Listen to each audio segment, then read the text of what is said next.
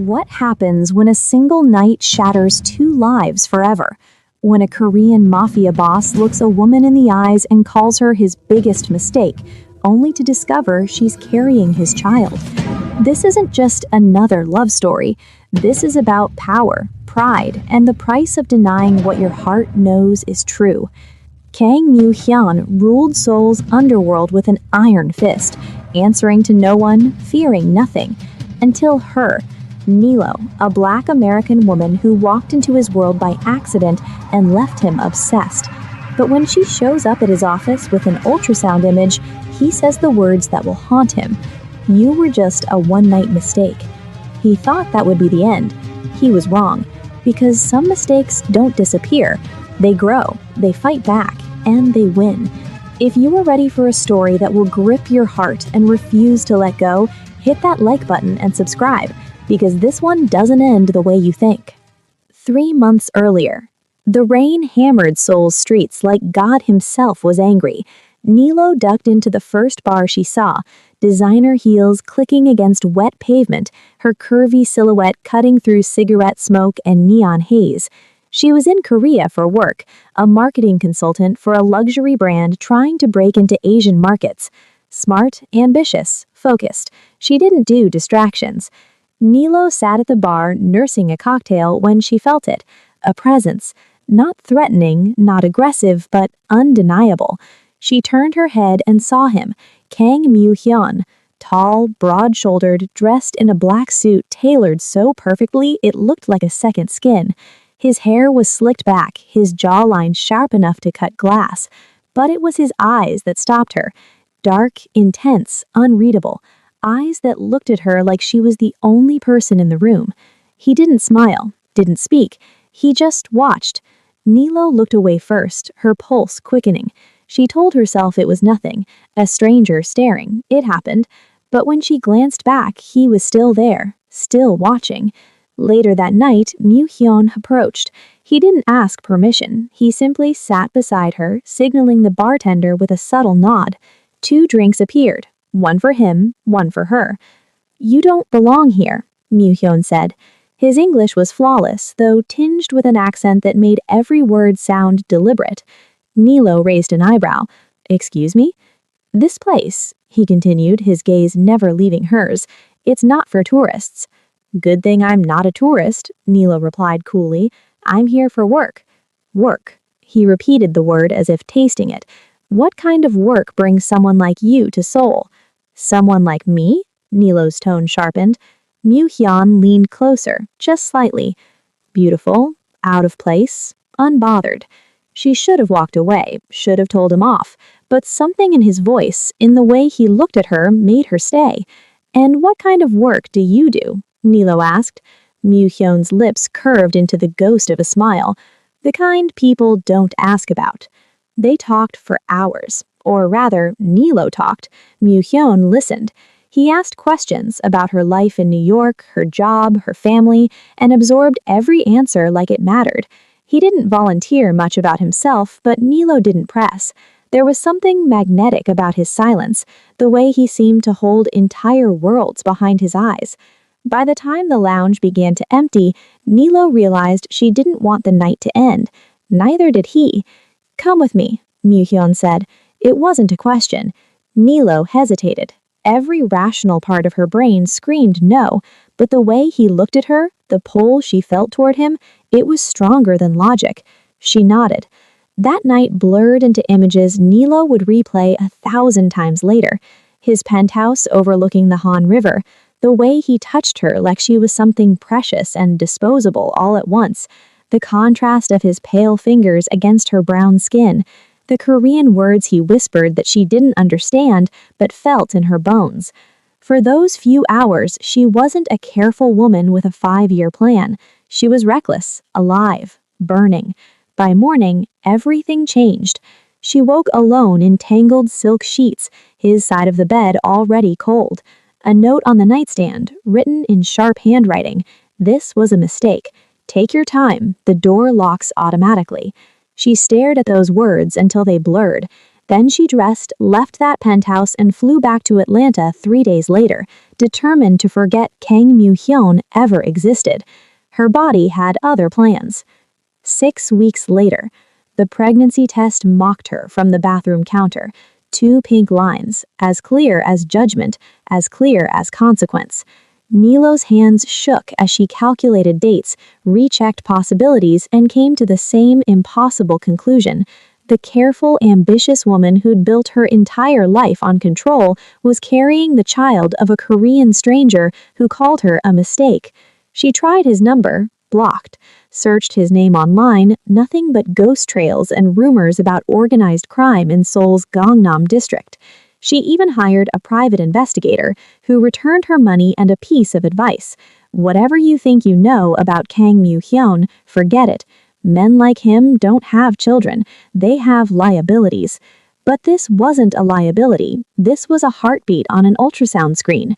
This was morning sickness and swollen ankles, and a future Nilo never imagined, but somehow couldn't imagine ending. She decided to keep the baby. She also decided Moo-hyun would never know. Some mistakes, she thought, you just live with alone. 2 months later. Fate, it turns out, has a sick sense of humor. Nilo's company sent her back to Seoul for a 3-month contract, unavoidable, unmovable, and timed exactly when her pregnancy would start showing through even the loosest clothes. She landed at Incheon Airport on a Tuesday morning, exhausted and nauseous, her secret pressing against the waistband of her jeans. The following evening, her colleague dragged her to a networking event at some upscale hotel in Gangnam. Nilo wore black, always black now, to hide the subtle swell of her stomach, and stood near the refreshments, sipping water and counting the minutes until she could leave. Then, the room went quiet. She looked up, and there he was, Kang Moo-hyun, surrounded by men in expensive suits who moved like trained soldiers. He looked exactly the same, beautiful and lethal, except his eyes were harder now, colder, like whatever warmth existed that night had frozen over completely. Their gazes locked. Recognition flashed across his face, followed by something Nilo couldn't name. Irritation? Surprise? Disdain. He dismissed the men with a gesture and walked toward her with that same predatory grace, and suddenly Nilo couldn't brave, couldn't think, couldn't do anything but stand there as her past collided with her present with the force of a bullet. Nilo Washington, Moo-hyun said, her name sounding like sin in his accent. I didn't expect to see you again. The feeling's mutual, she managed. His eyes traveled down her body again, slower this time, assessing. Did he notice? Could he tell? The dress was loose, but... You look different, he observed. It's been 4 months, Nilo said carefully. People change. Do they? Moo-hyun stepped closer, invading her space with deliberate intent. Or do they just get better at hiding things? Her heart hammered. I don't know what you mean. Don't you? His hand lifted, fingers brushing her jaw with touch so light it felt like threat and promise tangled together. You're lying about something. I can always tell when people lie. Before Nilo could respond, another man approached, older, severe, speaking rapid Korean. Moo-hyun's expression shifted, business sliding over whatever personal interest had flickered there. We'll finish this conversation later, he told Nilo, and walked away without looking back. She left the event immediately, heart racing, mind spinning. He couldn't know. She'd been careful. She just needed to avoid him for 3 months, finish her contract, and disappear back to Atlanta. Simple, she told herself. She had no idea how catastrophically wrong she was. The next day, Nilo woke to someone pounding on her hotel room door. She stumbled out of bed, pulled on a robe, and opened it to find a woman standing there, Korean, elegant, with eyes like cut glass. You're the American, the woman said in accented English. It wasn't a question. Who are you? Nilo asked. Minji, Kang Moo-hyun's fiancé. The word landed like a slap. And you need to stay away from him. Nilo's stomach turned. Fiancé. Of course he had a fiancé. Of course. I have no interest in your fiancé, Nilo said honestly. Then why did he spend an hour last night asking questions about you? Minji's smile was all edges. Why did he have someone follow you back to this hotel? Why is he obsessed with a woman he claims meant nothing? I don't know, Nilo said, and it was the truth. But whatever you think is happening, it's not. I'm just here for work. Good. Minji looked her up and down with open contempt. Keep it that way. Mu-hyun has responsibilities, a family to consider, political alliances that matter more than whatever novelty you represented. The word novelty hit exactly where Minji intended, a reminder that to them, Nilo would always be another, foreign, black, temporary. Are we done? Nilo asked quietly. Stay away from him, Minji repeated, then turned and walked away, heels clicking against marble like gunshots. Nilo closed the door, slid down to the floor, and finally let herself cry. Not because of Minji's words, not because Mu-hyun had a fiancé, but because the baby growing inside her would never be claimed by the man who created it. A few days later, Mu-hyun showed up at her hotel at midnight. Nilo opened the door to find him standing there in casual clothes, black jeans, black shirt, looking impossibly beautiful and impossibly dangerous under the hallway lights. We need to talk, he said. Your fiancé already delivered your message, Nilo replied. I'm staying away. Minji came here? Something dark crossed his face. What did she say to you? Does it matter? Nilo moved to close the door. His hand shot out, stopping it. Let me in. No. Nilo. Her name again, rough and raw in his mouth. Please. That please, unexpected, unguarded, made her hesitate just long enough.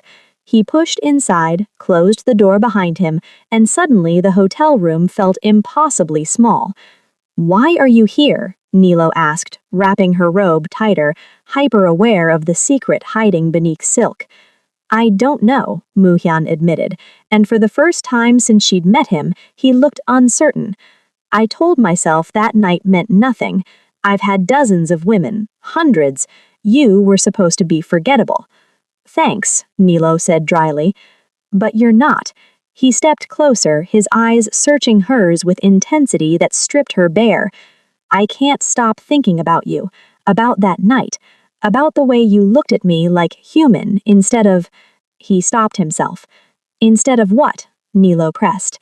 A monster, he finished, quietly. The confession hung between them, heavy and dangerous. You have a fiancé, Nilo reminded him, even as her body remembered his hands, his mouth, the way he'd made her feel like the only woman in the universe. An arrangement, Mu-hyun said dismissively. Political, necessary, not real. Does she know that? Minji understands how our world works. I don't, Nilo stepped back, needing distance. I don't understand any of this. We had one night, Mu-hyun. You made it very clear it was a mistake, so why are you here? He moved fast, closing the space between them, his hands framing her face with surprising gentleness. Because I can't breathe when I think about you with someone else. Because I sent men to investigate your entire life. Because I'm going insane trying to figure out why one woman, one night, won't leave my head. His thumb brushed her lower lip. Tell me you feel nothing, he whispered. Tell me that night meant nothing to you and I'll walk away. I'll never bother you again. Nilo should have lied, should have protected herself, protected the secret growing inside her. Instead, she said, I can't.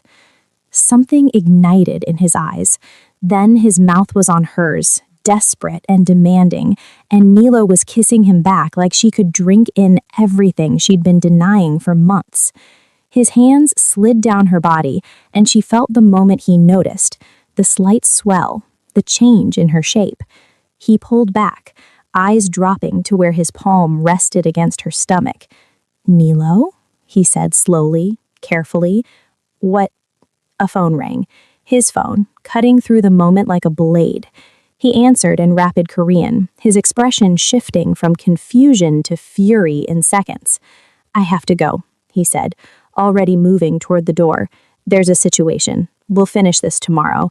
Then he was gone, leaving Nilo shaking and terrified because he'd felt it, he'd noticed, and tomorrow she'd have to tell him the truth.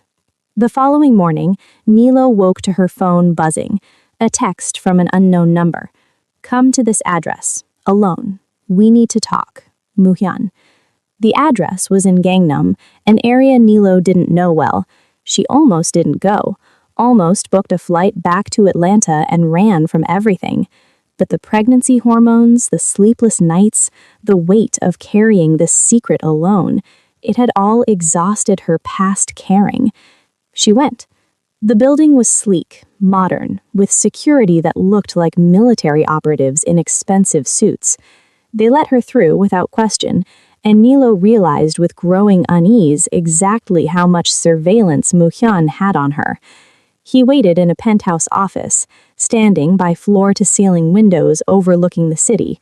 When he turned, his face was unreadable. "You're pregnant," he said. No preamble, no warmth. Nilo's breath caught. "How?"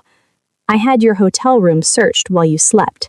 He gestured to a desk where her prenatal vitamins, ultrasound images, and medical paperwork were laid out like evidence. 3 months, which means, "It's yours," Nilo finished quietly. "Yes." Silence, long and suffocating. Then, "Why didn't you tell me?" "You called me a mistake," Nilo said, her voice stronger than she felt. "You told me not to contact you. What was I supposed to do? Force my way back into your life with a baby you clearly didn't want?" Muhyun's jaw tightened. "That's not your decision to make. My body, my choice, my life." Nilo stepped forward, refusing to be intimidated. "I came to Seoul for work, not for you. I was managing fine alone." "Managing," he laughed, but there was no humor in it. "You think raising a child alone in a foreign country while working full-time is managing? Better than forcing a connection with someone who feels nothing." "Who said I feel nothing?" The question landed like a punch. Nilo stared at him, searching for something, anything beyond the cold mask he wore. "Look at me, Muhyun," she said, softly. "Look at this situation. You have a fiancé, a life, a world I don't fit into. This baby, our baby, deserves better than being someone's dirty secret or political liability." "You don't know what my child deserves," Muhyun said, voice dropping to something dangerous. "You don't know anything about my world. Then enlighten me." He crossed to her, towering over her, and for a moment Nilo saw past the Mafia boss to the man underneath. Complicated, damaged, furious. "My world," he said, quietly, "eats people like you alive.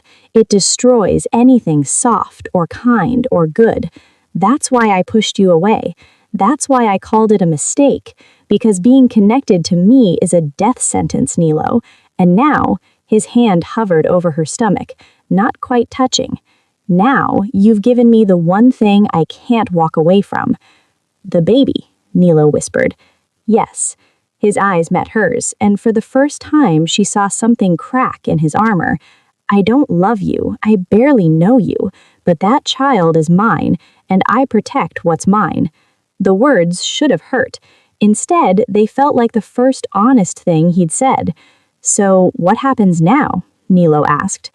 "Now you move into my protected residence. Now you stop working. Stress isn't good for the baby. Now you let me handle everything. I'm not some doll you can lock away." "You are the mother of my child," Muhyun interrupted, steel returning to his voice, "which makes you the most valuable target in Seoul. Every enemy I have will want to use you against me. Every rival will see you as a weakness. So yes, you'll do exactly as I say, or you'll get yourself and that baby killed." "And if I refuse?" His smile was cold. "Then I'll make it impossible for you to leave the country. I'll freeze your accounts. I'll have you declared mentally unfit. I'll do whatever it takes to keep my child safe, even from its own stupidity." Nilo's hands curled into fists. "You're a monster." Yes, Muhyun agreed easily, but I'm the monster who's going to keep you alive. Get your things. You have 2 hours. He walked out, leaving Nilo shaking and terrified, because despite everything, despite his coldness, his cruelty, his total lack of love, there had been something in his eyes when he looked at her stomach, something that looked almost like wonder. That evening, the protected residence was less prison and more gilded cage, luxury penthouse, armed guards, every comfort except freedom. Nilo stood at the window, watching Seoul's lights blur through glass, feeling like she'd stepped into a nightmare with no exit. Behind her, the door opened. Muyan entered without knocking, his space, his rules. You haven't eaten, he observed, gesturing to the untouched dinner on the table. I'm not hungry. The baby needs the frisson. The baby, Nilo repeated, turning to face him. Not me, not you, just the baby. That's all you care about. Muyan's expression didn't change. Yes. The honesty cut deeper than any lie. What about after? Nilo asked. After the baby is born? What then? You keep me locked up, take my child, and throw me away like you did before? I haven't decided yet. How generous. He crossed to her slowly, and Nilo forced herself not to retreat. You're angry, he said. I'm trapped. You're safe. His hand lifted, fingers tangling in her hair with unexpected gentleness. There's a difference. Nilo's breath hitched at his touch, her body betraying her with its response. Don't. Don't what? Muyan leaned closer, his mouth hovering near her ear. Don't touch you? Don't remind you that 4 months ago you were begging for exactly this? Heat flooded through her, anger and desire twisted into something volatile. That was before you knew who I really was, he finished. Before you knew what I'm capable of. Tell me, Nilo, does knowing I'm a monster make you want me less or more? She should have pushed him away, should have slapped him, screamed at him, done anything except close her eyes and breathe in his scent like she was drowning and he was air. I hate you, she whispered. I know. His lips brushed her neck, feather light. But your body doesn't. Muyan, say my name again, he demanded against her skin, like you did that night, like you meant it.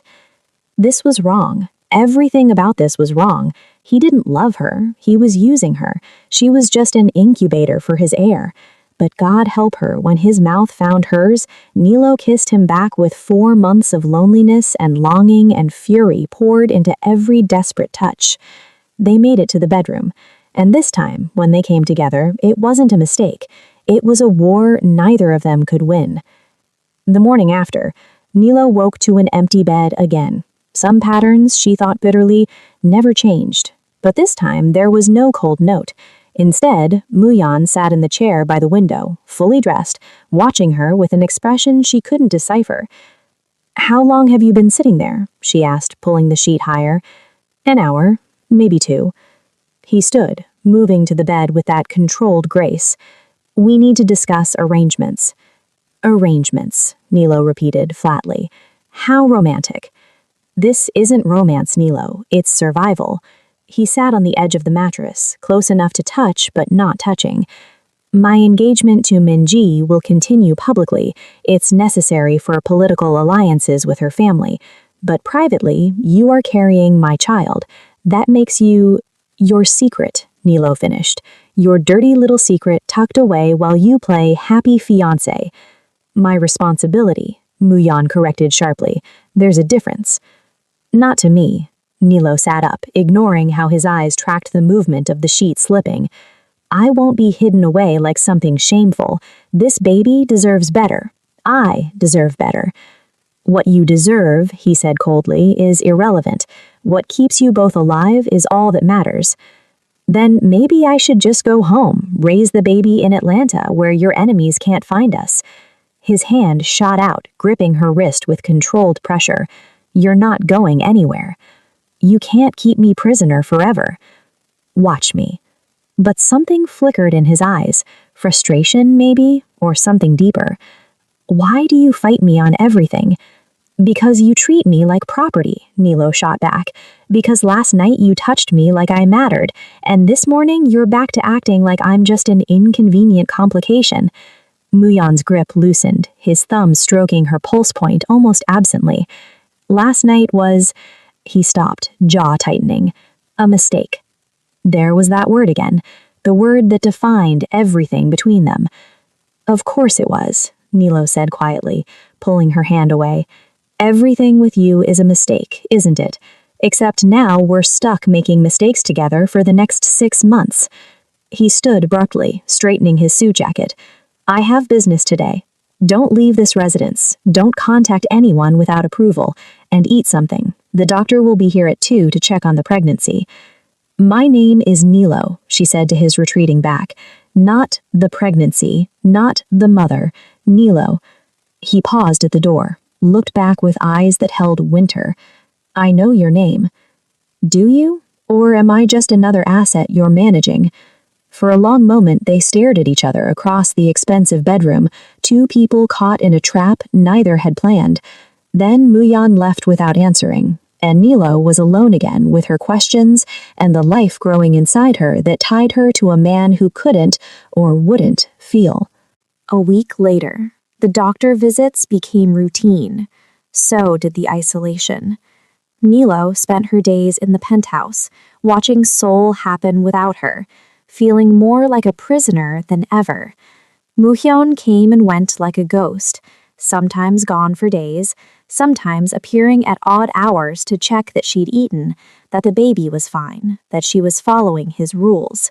He never stayed long, never touched her again, never looked at her the way he had that night when everything blurred into heat and need.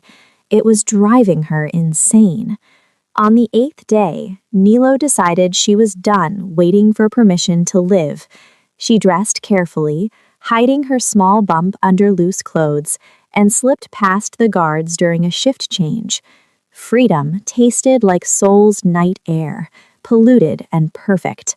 She walked without destination, just needing to feel human again, until she found herself in Hongdae, surrounded by young people and noise and life.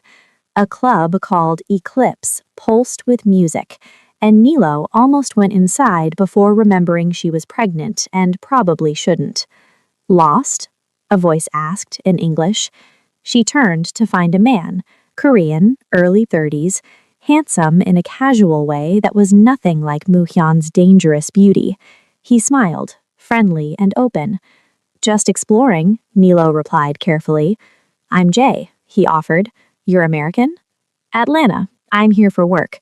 The lie came easily now. They talked. Jay was funny, normal, the kind of man Nilo would have been interested in before her life became this complicated nightmare. He bought her tea from a street vendor, walked with her through the neighborhood, and made her laugh for the first time in weeks. She didn't notice the car following them. By the time Nilo saw the black sedan, it was too late. Men emerged, Moo-hyun's men, and suddenly Jay was pressed against a wall, a gun to his head, while another guard gripped Nilo's arm. Wait, he didn't do anything, she started. Boss's orders, the guard said in accented English. Anyone who touches you dies. He wasn't touching me, we were just talking. But they were already dragging her toward the car, leaving Jay terrified against the wall. The last thing Nilo saw before being pushed into the back seat was his confused, frightened face. Guilt and rage warred in her chest during the silent drive back. Moo-hyun waited in the penthouse, fury radiating from every line of his body. What were you thinking? He demanded the moment she walked in. I was thinking I'm a human being who needs fresh air. I was thinking that being locked up like Rapunzel is making me lose my mind. You were thinking, he said, voice dropping to something lethal, that you could disobey direct orders and endanger yourself and my child without consequences. Our child, she corrected, and I wasn't in danger. I was having tea with a nice guy who actually treats me like a person. Something dark crossed Moo-hyun's face. A nice guy. Yes, novel concept, I know. He moved fast, backing her against the wall, his body caging hers. Did he touch you? What? Did he touch you? Each word was ground glass.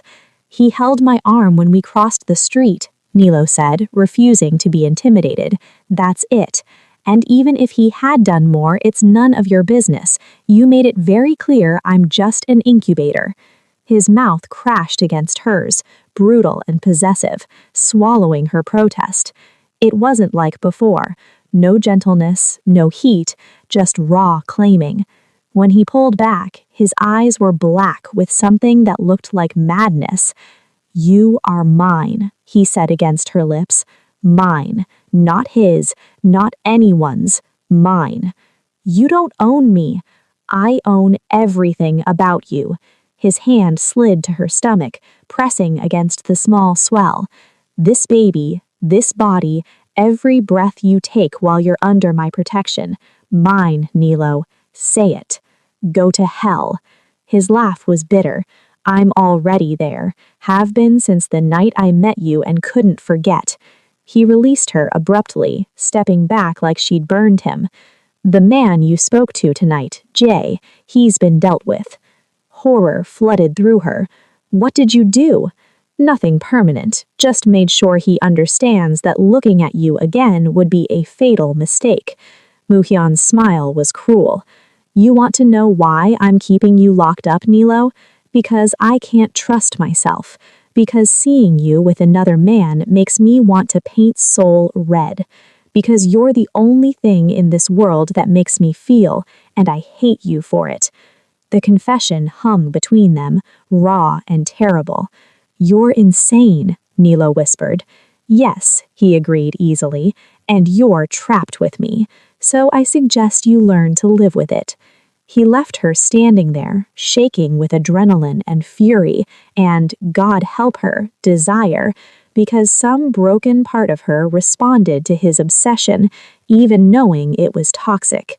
This wasn't love, this was possession, and Nilo was drowning in it. 2 weeks later, the ultrasound appointment changed everything. Muhyun insisted on coming, his first time attending anything pregnancy-related. They sat in the doctor's office, tension thick between them, while the technician prepared the equipment. This will be cold, the technician said in English, spreading gel across Nilo's exposed belly. The monitor flickered to life, grainy images that resolved into something miraculous. A tiny form, curled and perfect, with a heartbeat that filled the room like thunder. Nilo couldn't breathe, couldn't look away. Beside her, Muhyun went completely still. Baby looks healthy, the technician said, smiling. Would you like to know the gender? Yes, Muhyun said, before Nilo could answer. His voice sounded strange, rough. Congratulations, you're having a son. A son. Nilo looked at Muhyun and saw something she'd never seen before. His mask had cracked completely, revealing devastation underneath. His hand reached for hers, squeezing tight, and his eyes were locked on that screen like it held the secrets of the universe. That's... He stopped, tried again. That's my son. Yes, Nilo said softly. He's real. Muhyun's voice broke on the word. I thought... I didn't... He couldn't finish. The technician discreetly left them alone. In the dim room, with their son's heartbeat echoing around them, Muhyun did something unexpected.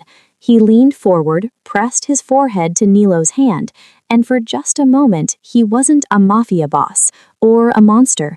He was just a man confronting fatherhood and drowning in it. I don't know how to do this, he admitted quietly.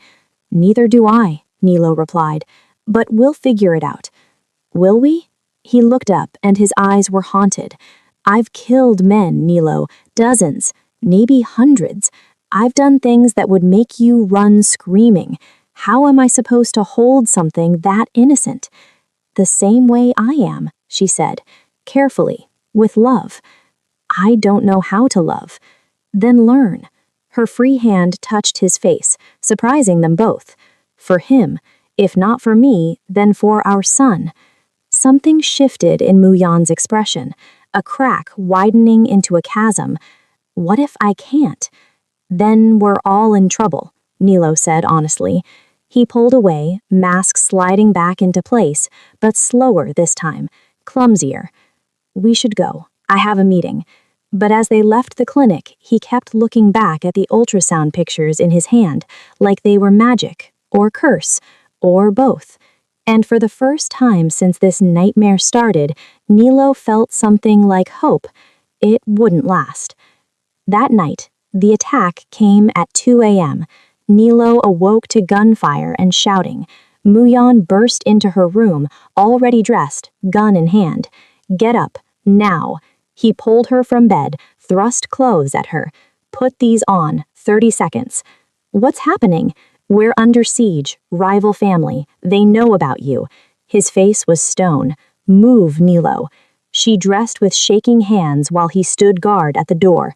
More gunfire. Closer now. The lights cut out, plunging them into darkness broken only by emergency lighting. Stay behind me, Muyan ordered, gripping her hand. No matter what you see, don't stop moving. They ran through corridors that had become war zones. Bodies, guards she recognized, lay in spreading pools. Nilo bit back a scream, focused on Muyan's hand pulling her forward, his body shielding hers at every turn. They made it to an emergency exit just as an explosion rocked the building. The impact threw them both forward. Nilo hit concrete hard, pain spiking through her side. Above her, Muyan was already up, firing at shadows, his face a mask of lethal focus. The car, go, he shouted. But Nilo couldn't move. The pain in her side had sharpened into something terrible, and when she looked down, she saw blood spreading across her shirt. Muyan, she gasped. He turned, saw the blood, and something broke in his face. No, no! More gunfire. He fired back without looking, dropped to her side. Stay with me. You don't dare. His hands pressed against her wound, trying to stem the bleeding. You don't get to leave. You don't. The baby, Nilo whispered. Please, the baby. Sirens screamed in the distance. Back up, finally. Muyan lifted her like she weighed nothing, ran for the waiting car, and Nilo's vision blurred into fragments, his face above hers, desperate and destroyed, the taste of blood in her mouth, the feeling of life slipping away. Don't leave me, Nilo. And he was crying, actually crying. Please, Nilo, please don't leave. I'm sorry. I'm so sorry. I should have told you. Told me what? That you matter, that you're not just, his voice broke completely, that I love you. God help me, I love you, so you don't dare die on me now. But Nilo was already fading, her last thought a bitter irony.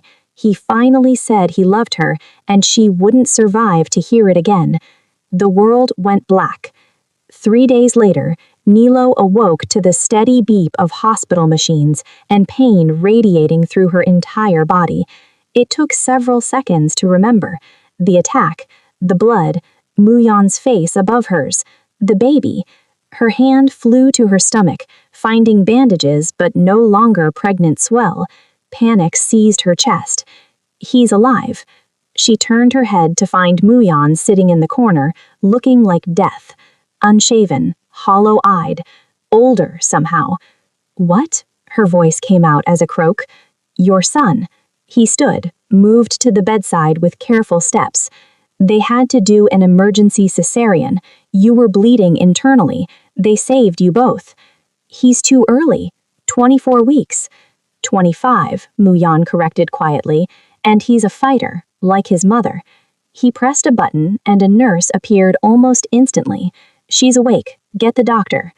The next hour blurred into medical explanations, internal injuries, emergency surgery, a son born 3 months premature now fighting for life in the ICU. Nilo listened in numb shock, her body present, but her mind still catching up. When the doctors finally left, she and Muyan were alone again. I want to see him. You can't walk yet. Maybe tomorrow. Now, she insisted. I need to see my son now. Something in her voice made him yield. He arranged for a wheelchair, helped her into it with surprising gentleness, and pushed her through sterile hospital corridors to the ICU. Their son lay in an incubator, so small Nilo's heart shattered just looking at him. Tubes and wires covered his tiny body, machines breathing for him, but he was alive. Moving, fighting. He's beautiful, she whispered. He's terrifying, Mu-hyun admitted. I've never been afraid of anything in my life until now. They sat there for hours, watching their son fight, neither speaking much, but both feeling everything. Finally, Nilo asked the question burning inside her. What you said during the attack, about loving me, did you mean it? Mu-hyun's jaw tightened. Does it matter? Yes. Why? Because I need to know, Nilo said, turning to look at him fully. I need to know if there's anything real between us, or if this is just what? Obligation? Guilt? He laughed bitterly. I wish it was that simple. I wish I could look at you and feel nothing. But I can't. You're in my head constantly. Your laugh, your stubborn defiance, the way you look at me like I'm human despite knowing exactly what I am. His hands clenched. So yes, I meant it. I love you, and I hate that I love you because it makes me weak. Love isn't weakness, Nilo said softly. In my world, it's fatal. Then maybe your world needs to change. Before he could respond, alarms erupted from their son's incubator. Nurses rushed in, surrounding the tiny body with urgent movements. What's happening? Nilo tried to stand, pain forgotten. Complications, a nurse said tersely. You need to leave. That's my son, and we're trying to save him, the doctor cut in sharply. Out. Now. They were ushered into the hallway. Through the glass, Nilo watched medical staff work on her baby with desperate efficiency, and she couldn't breathe, couldn't think, could only feel terror like she'd never known. Mu-hyun pulled her against him, his arms tight around her, and they stood there holding each other while their son fought for his life. He'll make it, Mu-hyun said against her hair. He has to. I'll make deals with every devil in hell if that's what it takes. You can't bargain with this, Nilo whispered. Watch me. Hours later, their son stabilized, barely. The doctor explained in careful terms that the next 48 hours were critical, that they should prepare for anything. Prepare for loss, he meant. Nilo returned to her room in a daze. Mu-hyun stayed, refusing to leave despite hospital rules, and she was grateful because she couldn't be alone. Not now. This is my fault, he said suddenly into the darkness. The attack, your injuries, the baby coming too early, all of it is because of me. Don't, Nilo said. It's true. Being connected to me almost killed you both. But it didn't. This time. He turned to face her, eyes reflecting dim light. What about next time? Because there will be a next time, Nilo. My enemies won't stop. They'll keep coming after everything I care about until there's nothing left. So what are you saying? I'm saying...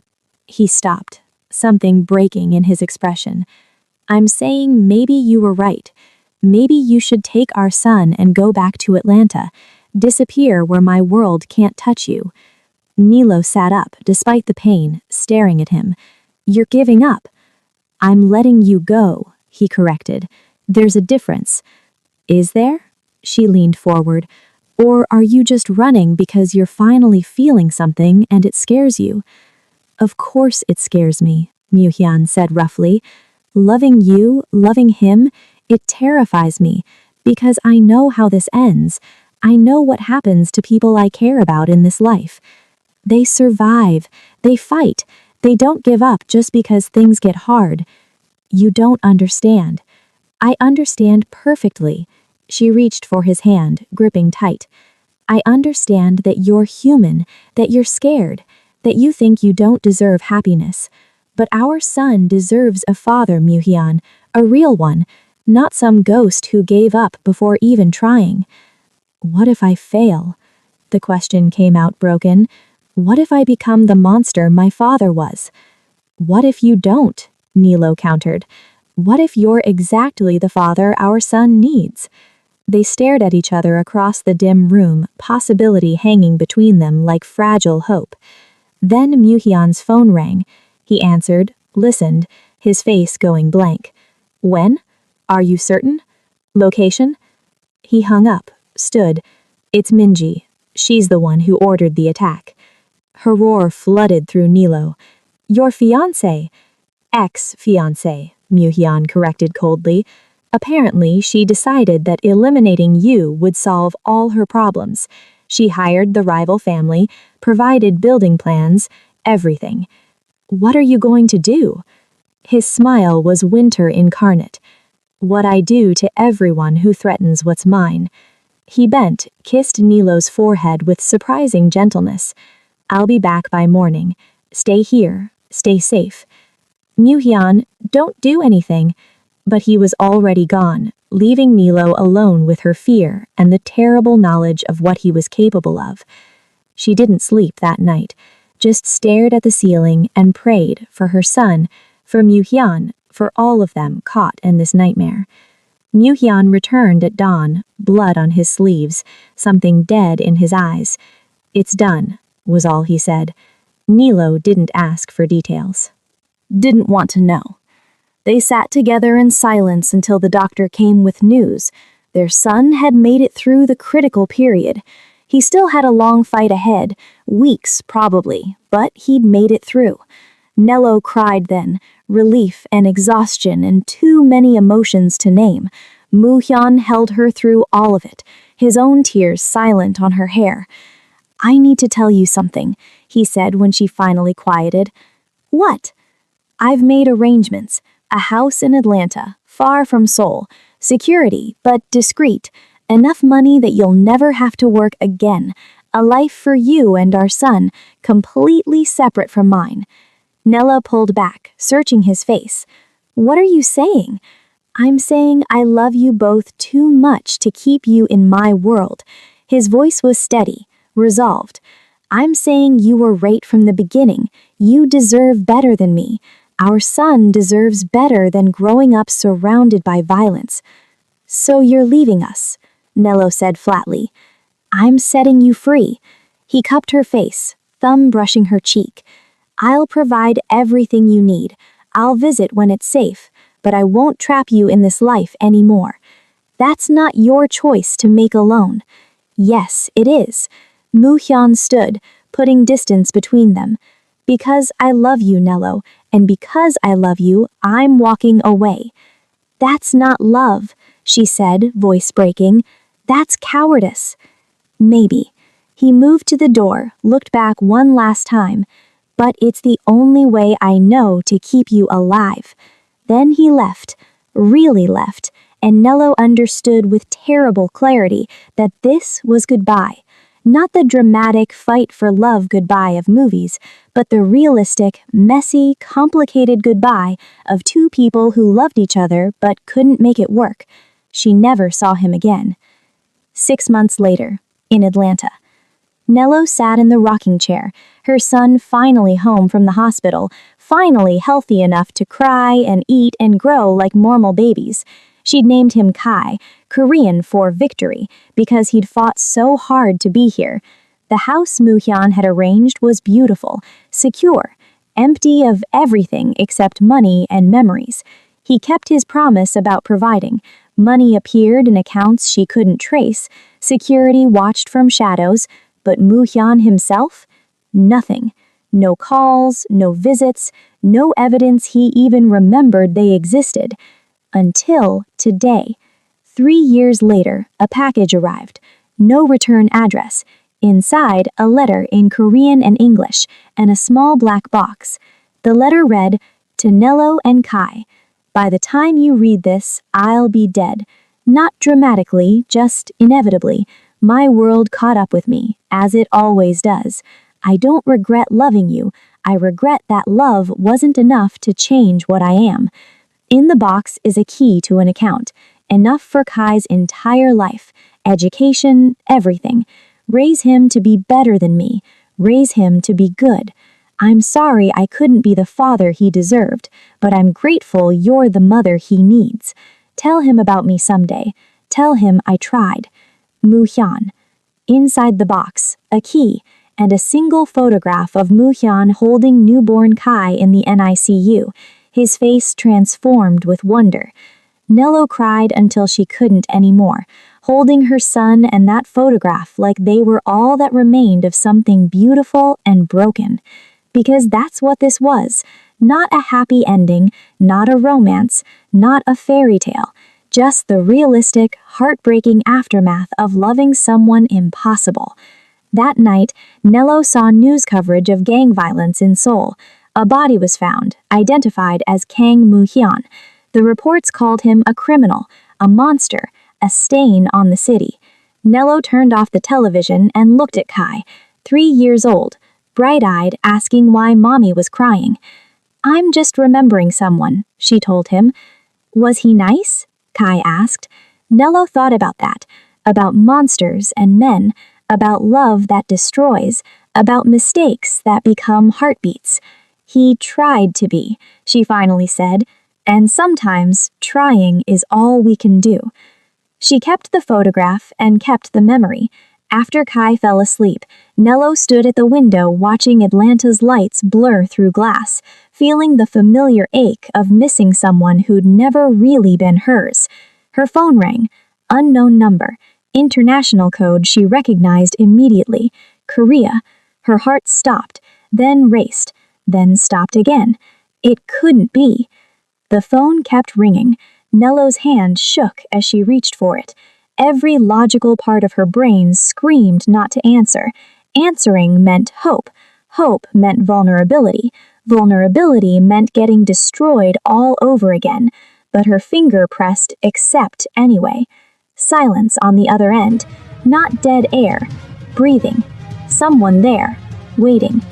Hello? Nello said, her voice barely steady. More silence. Then, that voice. Deep. Accented, unmistakable, the voice that had whispered her name in darkness, called her a mistake, confessed love too late, the voice she'd convinced herself she'd never hear again. One word that shattered 3 years of careful healing. Nello. If this story wrecked you emotionally, good. That means you felt something real. Hit that like button, subscribe for more dark romance that doesn't pull punches, and comment below. Would you have stayed or left? Because sometimes the hardest question has no right answer. Thanks for watching. See you in the next story, if you can handle it.